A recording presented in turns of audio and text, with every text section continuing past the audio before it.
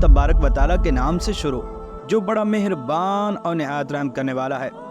नाज़रीन मोहतरम, क्या आप जानते हैं कि अल्लाह तबारक व तआला ने इस दुनिया और यहाँ की चीज़ों को कैसे पैदा फरमाया, और अल्लाह तबारक व तआला ने इस कायनात की तख्लीक का आगाज़ कब और किस तरह से फरमाया था, और अल्लाह तबारक व तआला ने आसमानों को किस तरह से पैदा किया, और उनके रंग कौन कौन से हैं, और उनके नाम क्या क्या हैं, और आसमानों के अंदर सबसे अफजल चीज़ कौन सी है, और अल्लाह तबारक व तआला ने कौन से 7 सितारे पैदा फरमाए हैं, और उनके मकाम कौन कौन से हैं, और वो कौन से आसमान के अंदर मौजूद है।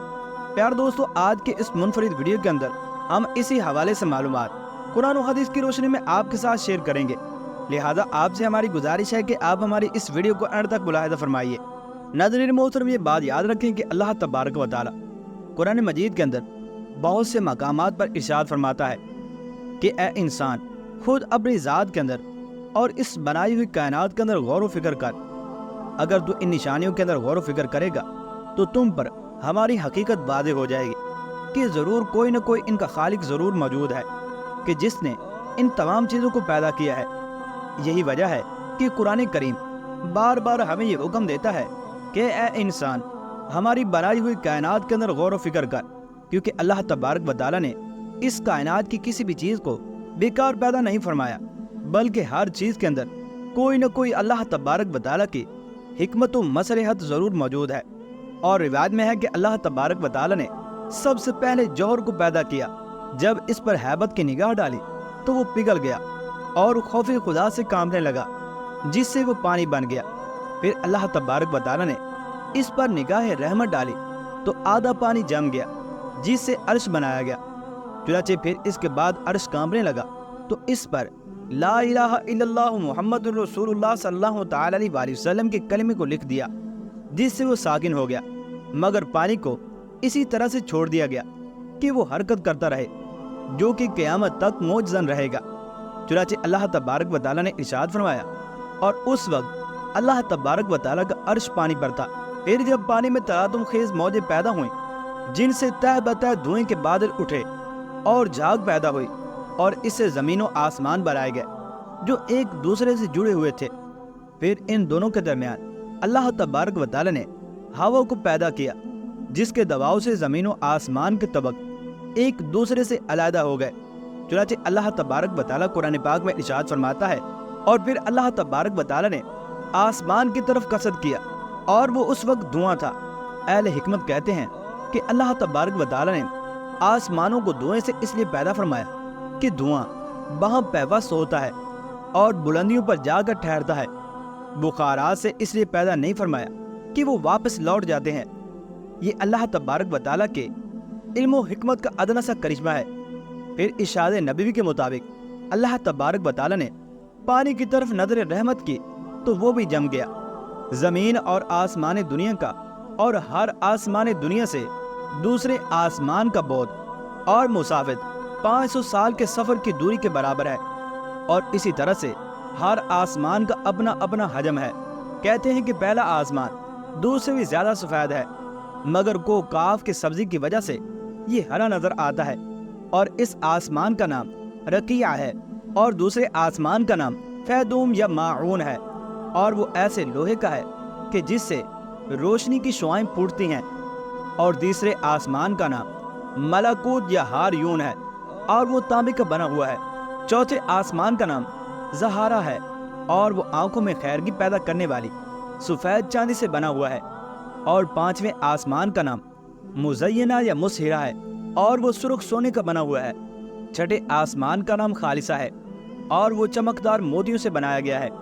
और सातवें आसमान का नाम लाबिया या दामिया है, वो सुर्ख याकूत का है, और इसी के अंदर बैतुल मामूर भी मौजूद है। बैतुल मामूर के 4 सतून हैं, एक सुर्ख याकूत का, दूसरा सबज ज़बरजद का, तीसरा सफ़ेद चांदी का, और चौथा सुर्ख सोने का है। बैतुल मामूर की इमारत सुर्ख अकीक की है। हर रोज़ वहाँ पर 70,000 फरिश्ते दाखिल होते हैं, और जो फरिश्ता एक मरतबा दाखिल हो जाता है फिर क़यामत तक दोबारा इसे मौका नहीं मिलता कि वो इस बैतुल मामूर के अंदर दाखिल हो सके। कौल मोतबर ये है कि ज़मीन आसमान से अफजल है, क्योंकि ये अंबिया का मुवल्लिद और मदफन है। اور زمین کے سب طبقات میں سے سب سے بہتر اوپر والا طبق ہے کہ جس پر خلق خدا آباد اور نفع اندوز ہوتی ہے۔ حضرت ابن عباس رضی اللہ تعالی عنہما سے مروی ہے کہ آسمانوں میں سے سب سے زیادہ افضل کرسی ہے کہ جس کی چھت عرش الہی سے ملی ہوئی ہے۔ 7 ستاروں کے علاوہ تمام فائدہ بخش ستارے اسی آسمان میں موجود ہیں۔ 7 ستاروں کی تفسیر یہ ہے کہ زحل جو شنبہ کے دن کا ستارہ ہے یہ 7ویں آسمان کے اندر موجود ہے، اور مشتری جو کہ پنجشنبہ کا ستارہ ہے یہ 6 آسمان کے اندر موجود ہے، اور سے شنبہ کا سیارہ مریخ یہ 5ویں آسمان کے اندر موجود ہے، اور یک شنبہ کا سیارہ شمس 4تھے آسمان کے اندر موجود ہے، جبکہ جمعہ کا سیارہ زہرہ 3رے آسمان کے اندر موجود ہے، اور 4 شنبہ کا سیارہ عطارد 2 آسمان کے اندر موجود ہے، اور 2 شنبہ کا سیارہ قمر یہ پہلے آسمان کے اندر موجود ہے۔ اللہ تبارک و تعالیٰ کی قدرت کاملہ نے آسمان و زمین کی صنعت میں بے انتہا عجائبات ودیت کیے ہیں۔ حالانکہ سارے آسمان دھوئے سے بنائے گئے ہیں، مگر کسی میں ایک دوسرے کی مشابہت نہیں پائی جاتی۔ آسمان سے پانی برسایا اور اس سے مختلف سبزیاں اور پھل اگائے جن کے ذائقے اور رنگ جدا جدا ہیں۔ حکمت الہی کے بموجب وہ ایک دوسرے سے بڑھ چڑھ کر لذیذ ہیں۔ آدم علیہ السلام کی اولاد میں مختلف اقسام بنائیں، کوئی سفید ہے، کوئی سیاہ، کوئی خوش اور کوئی اداس، کوئی مومن اور کوئی کافر، کوئی عالم اور کوئی جاہل، حالانکہ سب آدم علیہ السلام ہی کی نسل سے تعلق رکھتے ہیں۔ ناظرین محترم، کرسی سے مراد علم الہی یا ملک خداوندی یا پھر مشہور آسمان کا نام ہے۔ حضرت علی رضی اللہ تعالی عنہ سے مروی ہے کہ کرسی ایک موتی ہے جس کی لمبائی اللہ تبارک و تعالیٰ کے سوا کوئی نہیں جانتا۔ حدیث میں ہے کہ 7 آسمان اور زمین کرسی کے سامنے ایسے ہیں جیسے وسیع صحرا کے اندر ایک حلقہ پڑا ہوا ہو، اور مزید فرمایا کہ آسمان کرسی میں ہے اور کرسی عرش الہی کے سامنے ہے۔ حضرت اکرمہ رضی اللہ تعالی عنہ سے مروی ہے کہ سورج کرسی کے نور کا 17واں حصہ ہے، اور عرش الہی حجابات الہی کے نور کا 17واں حصہ ہے۔ مروی ہے کہ عرش اور کرسی کے اٹھانے والے فرشتوں کے مابین 70,000 نور کے اور 70,000 ظلمت کے پردے حائل ہیں۔ ہر پردہ 500 سال کا سفر ہے۔ اگر یہ پردے نہ ہوتے تو حاملین کرسی حاملین عرش کے نور سے جل جاتے۔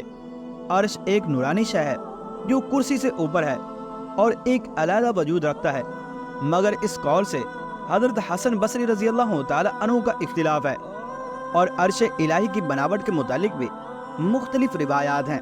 بعض کہتے ہیں کہ سرخ یاقوت کا بنا ہوا ہے، یا پھر سبز موتی سے اللہ تبارک و تعالیٰ نے عرش کو پیدا کیا، اور بعض کی رائے یہ ہے کہ سفید موتی سے بنایا گیا ہے۔ اللہ تبارک و تعالیٰ ہی اس کی حقیقت کو بہتر جانتا ہے۔ فلکیات کے ماہرین اسے نواں آسمان اور فلک اعلیٰ یا فلک الافلاک یا فلک اطلس کہتے ہیں۔ اس میں کوئی ستارہ وغیرہ نہیں، اور قدیم حیت دانوں کے بقول تمام ستارے 8ویں آسمان کے اندر موجود ہیں، جس کو فلک البروج یا اہل شرع کرسی کہتے ہیں۔ عرش الہی مخلوقات کی چھت ہے، اور کوئی چیز اس کے دائرے سے باہر نہیں ہو سکتی۔ وہ بندوں کے علم و ادراک اور مطلوب کے انتہا ہے۔ اللہ تبارک و تعالیٰ نے اسے عظیم قرار دیا ہے۔ چنانچہ اللہ تبارک و تعالیٰ نے قرآن مجید کے اندر ارشاد فرمایا، پس اگر وہ پھر جائیں تو کہیے کہ مجھے اللہ ہی کافی ہے، اس کے سوا کوئی معبود نہیں، اسی پر میرا بھروسہ ہے، اور وہ عرش عظیم کا مالک ہے۔